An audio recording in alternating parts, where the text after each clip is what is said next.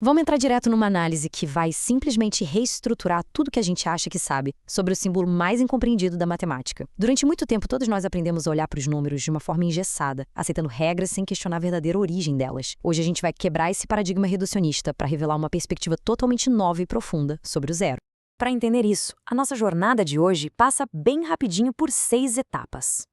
A ilusão do nada, a matriz do potencial, o amplificador de unidades, o paradoxo da imersão, o infinito delimitado e, para fechar com chave de ouro, o fim da loucura. Começando então pela parte 1, a ilusão do nada, quebrando de vez o paradigma matemático reducionista. Olha só que contraste absurdo.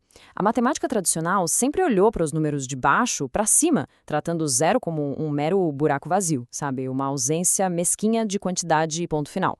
Mas, quando a gente inverte a lente para uma visão ontológica, olhando de cima para baixo, a história muda completamente. O zero não é um nada, ele é um infinito absoluto. É a matriz de onde tudo simplesmente emana, é a existência pura. O que nos leva direto para a parte 2, a matriz do potencial, a origem contida. O ponto-chave aqui é entender que o zero tem um poder latente gigantesco, escondido bem diante dos nossos olhos. Ele não é uma falta de alguma coisa. Na verdade, ele funciona como a matriz suprema de potencial máximo. Pensa bem, ele abriga o universo inteiro antes mesmo de qualquer magnitude ser expressada na reta numérica. É literalmente a existência real de tudo no seu estado mais primordial e latente.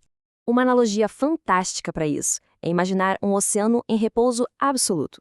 A superfície calma não significa que falta força ali ou que não tem energia. Muito pelo contrário. É uma equalização perfeita de todas as energias possíveis. É daquela singularidade silenciosa que infinitas ondas, ou, no nosso caso, infinitos números, são ejetados para o mundo. Faz todo sentido quando a gente percebe que nenhum número ganha vida sozinho, do nada. Cada númerozinho que a gente usa no dia a dia é, na verdade, uma fração que se deslocou dessa raiz infinita. Ou seja, toda e qualquer magnitude é só uma condensação que se descolou do maior potencial que existe, que é o próprio zero.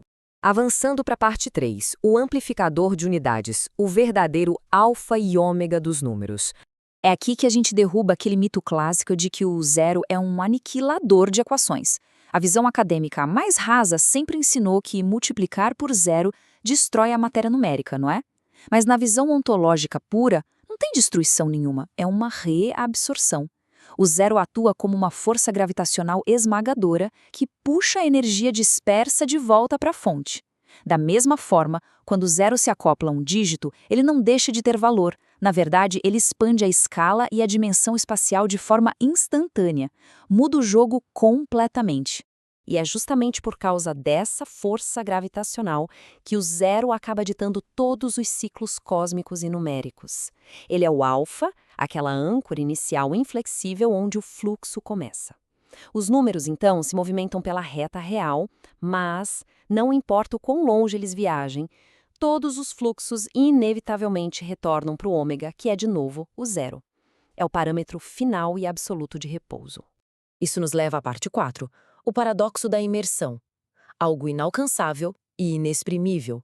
Quando a gente entra no mundo do cálculo teórico, a coisa fica ainda mais curiosa. As ferramentas tradicionais simplesmente quebram. O cálculo diferencial, por exemplo, precisou inventar a famosa muleta teórica dos chamados limites.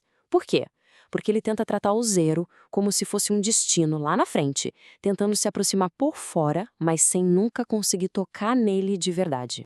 A grande sacada é que o zero transcende totalmente a dinâmica do simples movimento. A gente pode subdividir uma fração infinitas vezes, tentando chegar cada vez mais perto, claro, mas o nosso movimento operacional, que é todo limitado por aproximações externas, nunca vai bater no ponto exato. Por ser o todo, o zero é ontologicamente inalcançável para quem olha de fora. Ele é uma imersão absoluta que guarda todas as respostas perfeitamente protegidas dentro de si mesmo. Parte 5. O infinito delimitado.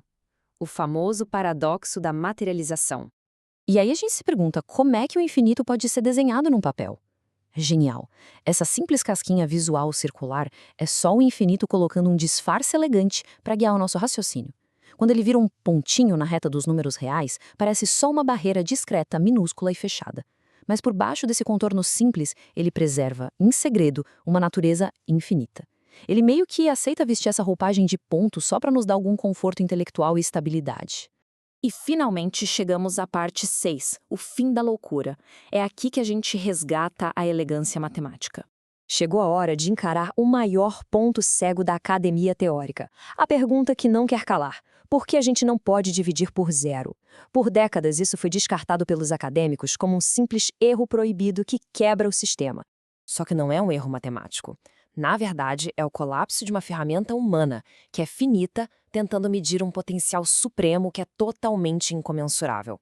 A falha está puramente na nossa régua, na nossa ferramenta operacional e, de jeito nenhum, na natureza ilimitada do infinito absoluto.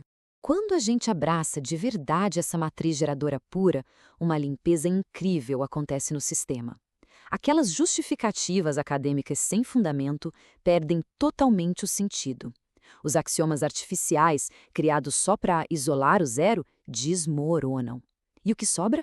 Sobra uma lógica causal perfeita, onde a matemática volta a ser exatamente o que sempre deveria ter sido, um reflexo exato da elegância e da simplicidade da natureza. E para fechar, diante de toda essa clareza, fica a grande reflexão. Se o zero é, de fato, esse infinito absoluto maravilhoso de onde todo o tecido numérico surge e se expande, quais outras verdades profundas da natureza será que estão escondidas agora mesmo atrás dos dogmas rígidos que a gente se acostumou a aceitar? É uma mudança de perspectiva monumental.